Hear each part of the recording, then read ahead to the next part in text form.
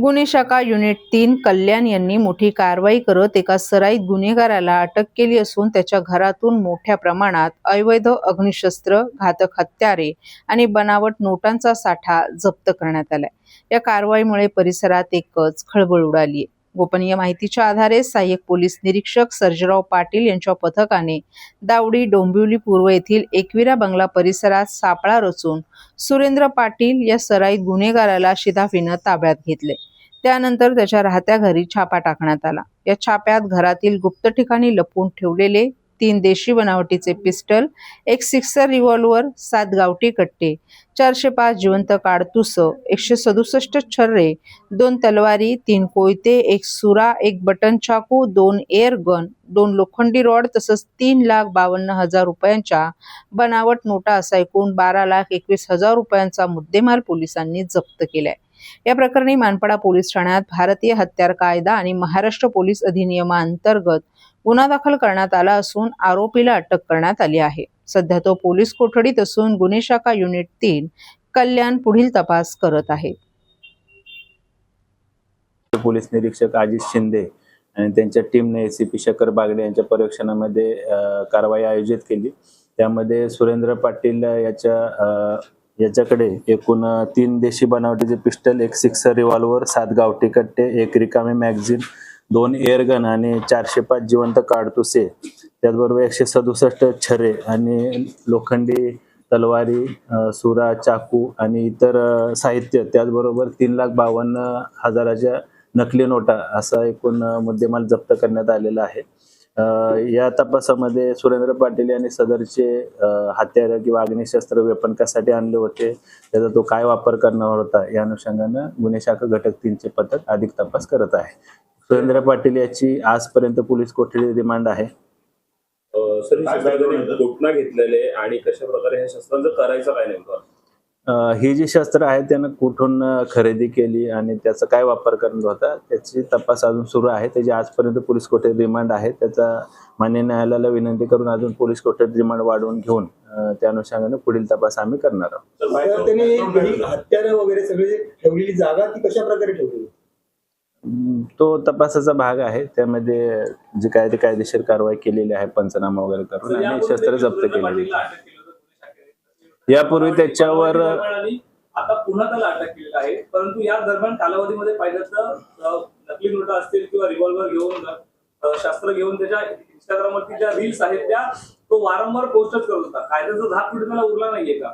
यापूर्वी सुरेंद्र पाटील याच्यावर एकूण 12 वेगवेगळे गुन्हे दाखल आहेत। शरीराविरुद्धचे असतील किंवा आर्म ऍक्ट प्रमाणे, शस्त्र अधिनियम प्रमाणे गुन्हे दाखल आहेत। त्याचबरोबर बलात्काराचे किंवा विनयभंगाचे सुद्धा गुन्हे दाखल आहेत।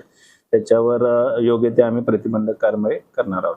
त्यामध्ये अजून काही आरोपी असल्याची शक्यता आहे का, ज्यांच्याकडे शस्त्रसाठा मिळू शकतो किंवा काही रक्कम मिळू शकते असं काही? या शस्त्र खरेदीमध्ये किंवा शस्त्राचा वापर करण्यामध्ये त्याच्या सोबत अजून कोणी त्याचे साथीदार होते का, सहकारी होते का, त्या अनुषंगाने देखील गुन्हे शाखा घटक 3 चे पथक तपास करत आहे। तर अशा प्रकारच्या रीलस्टारला इन्फ्लुएन्स होऊन सध्याची तरुण पिढी कुठेतरी भडकते, काय पालकांना मुलांना आव्हान मेसेज असेल जे रीलस्टार अशा प्रकारे खोट्या बंदुकी किंवा पैशांच्या याच्यावर डायरेक्ट वेगळ्या वर्णावर जाताना पाहायला मिळतं? मी या प्रेसच्या निमित्तानं आवाहन करतो की जे कोणी नागरिक आहेत, पीडित नागरिक आहेत, ज्यांची सुरेंद्र पाटील याच्या विरुद्ध काही तक्रार आहे, कारण सुरेंद्र पाटीलच्या विरुद्ध यापूर्वी गुन्हे दाखल आहेत, ज्यांची काही तक्रार असेल त्यांनी गुन्हे शाखेकडे संपर्क करावा। धन्यवाद।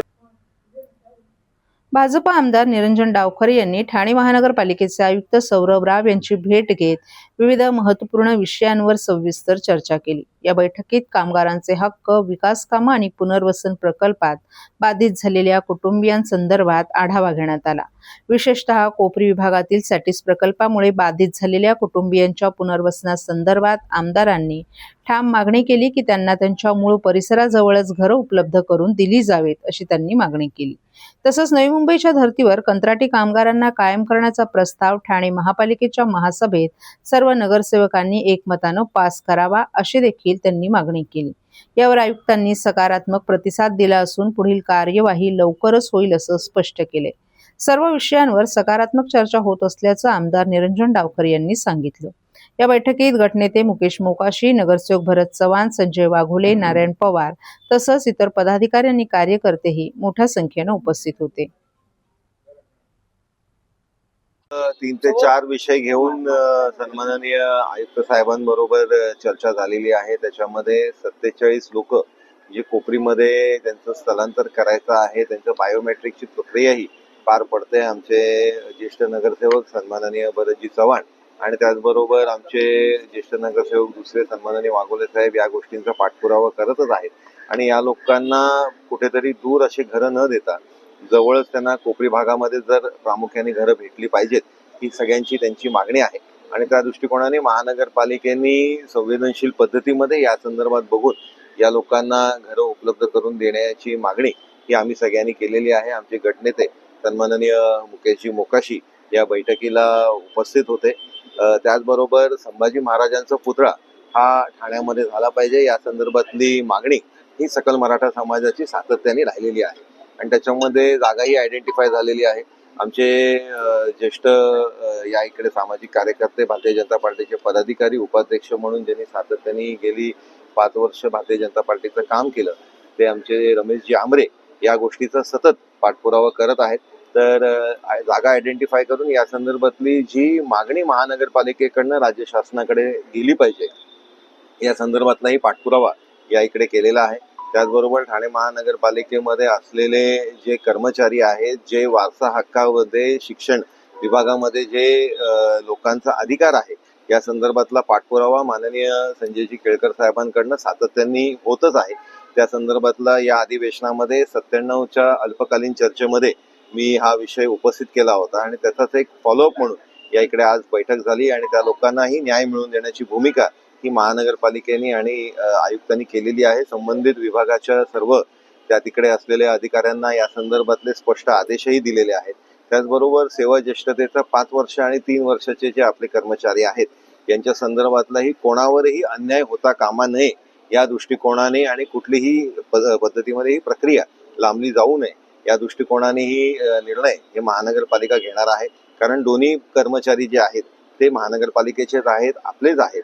आणि या संदर्भातलाही पाठपुरावा माननीय केळकर साहेबांच्या माध्यमाने सतत हा महानगरपालिकेच्या माध्यमाने झालाय. 91 पासनं हे विषय प्रलंबित आहेत. तर या विषयासंदर्भातली भूमिका आणि या संदर्भातली निर्णय प्रक्रिया ही महानगरपालिकेने त्वरित घ्यावी आणि कुठल्याही कर्मचाऱ्यावरती अन्याय होता कामा नये या दृष्टिकोनाने निर्णय घ्यावा अशी मागणी आम्ही केलेली आहे. सर्व नागरिकांना आवाहन करण्यात येत आहे की सध्या डासांमार्फत पसरणाऱ्या डेंग्यू या आजाराचा प्रसार रोखण्यासाठी प्रत्येकाने पुढील प्रमाणे कार्यवाही करावी. डेंग्यू आजार एडिस इजिप्ती हा डास चावल्याने होतो. या डासांची पैदास साचलेल्या किंवा साचवलेल्या स्वच्छ पाण्यामध्ये होते. 8 दिवसांपेक्षा जास्त दिवस पाणी उघडे व साचून राहिल्यास त्यात डास अंडी घालतात. अंड्यांच्या अळ्या तयार होऊन पुढे डास तयार होतात. यासाठी आपल्या घरातील पाणी साठे उदाहरणार्थ बॅरल्स, पिंपे, टाक्या, हौद, रांजणे इत्यादी दर आठवड्याला रिकामे करून घासून पुसून कोरडे करून पुन्हा भरावे. 1 दिवस कोरडा दिवस म्हणून पाळावा. पाणी साठ्यांना घट्ट झाकणे बसवावीत किंवा जुनी साडी, चादर, धोतर यांनी बांधून झाकून ठेवावीत, म्हणजे डास त्यात जाऊन अंडी घालणार नाहीत. घराच्या गच्चीवर, आजूबाजूला, अंगणात कोठेही पाणी साचू देऊ नये. भंगार सामान उघड्यावर टाकू नये. उदाहरणार्थ टायर्स, प्लास्टिक सामान, कुंड्या, टाकाऊ वस्तू इत्यादी. अशा सामानात पावसाचे पाणी साठून त्यात डेंग्यूच्या डासांची पैदास होते. घरातील कूलर्स, फ्रीजच्या पाठीमागील ट्रे हे देखील वेळोवेळी कोरडे करावेत. लक्षात ठेवा, नुसत्या फवारणीने डास घनता कमी होत नाही, तर त्यासाठी डास पैदास ठिकाणे नष्ट करणे ही आपल्या सर्वांची जबाबदारी आहे. कोणताही ताप अंगावर न काढता जवळच्या शासकीय रुग्णालयात मोफत औषधोपचार घ्या. अशा प्रकारे नागरिकांनी सहकार्य केल्यास डेंग्यूचा प्रसार रोखणे सहज शक्य आहे.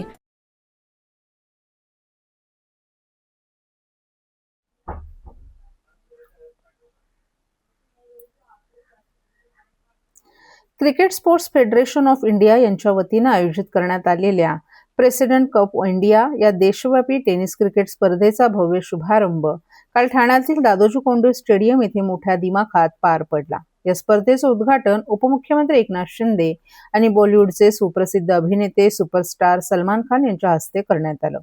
यावेळी मैदानात हजारो क्रिकेट प्रेमीही उपस्थित होते. टेनिस क्रिकेटपटूंना एक उत्तम व्यासपीठ उपलब्ध व्हावं या हेतूनं आयोजित करण्यात आलेली ही स्पर्धा भारतात विविध देशांमध्ये वर्षातून 3 वेळा आयोजित केली जाईल अशी घोषणा यावेळी कल्याण लोकसभा मतदारसंघाचे खासदार आणि ITCFचे राष्ट्रीय अध्यक्ष डॉक्टर श्रीकांत शिंदे यांनी केली. यावेळी खेळाडूंनी एकच जल्लोष करत या निर्णयाचंही स्वागत केलं. यावेळी उपमुख्यमंत्री एकनाथ शिंदे यांनी उपस्थितांशी संवाद साधताना या उपक्रमाचं कौतुक केलं. तर अशा पद्धतीचे उपक्रम आयोजित होणं गरजेचं असल्याचं मत यावेळी उपमुख्यमंत्री एकनाथ शिंदे यांनी व्यक्त केलं. तसंच ठाण्याच्या दादोजी कोंडदेव स्टेडियम मैदानाच्या विकासासाठी आजवर 55 कोटी रुपयांचा निधी उपलब्ध करून दिला असल्याचंही त्यांनी सांगितलं.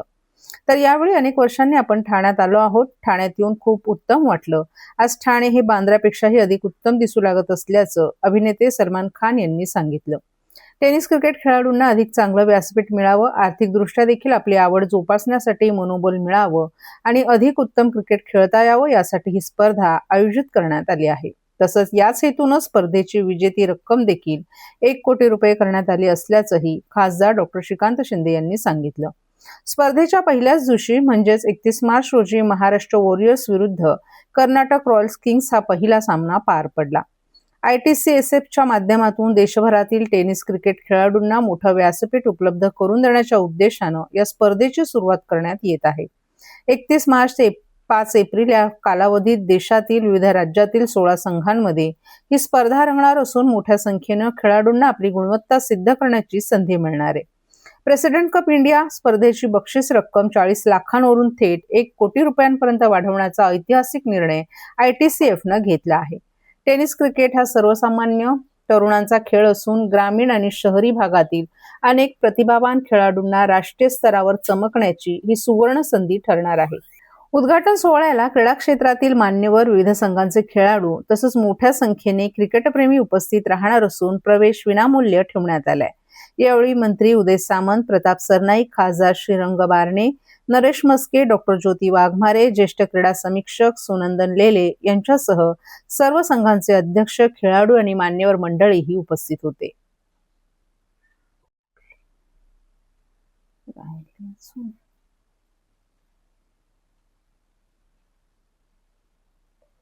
ठाणे शहरातील नागरिकांचा भविष्यातील प्रवास सुखकर व्हावा यासाठी मेट्रो आणि अंतर्गत वर्तुळाकार मेट्रो प्रकल्प उभारण्याची कामं सुरू आहेत.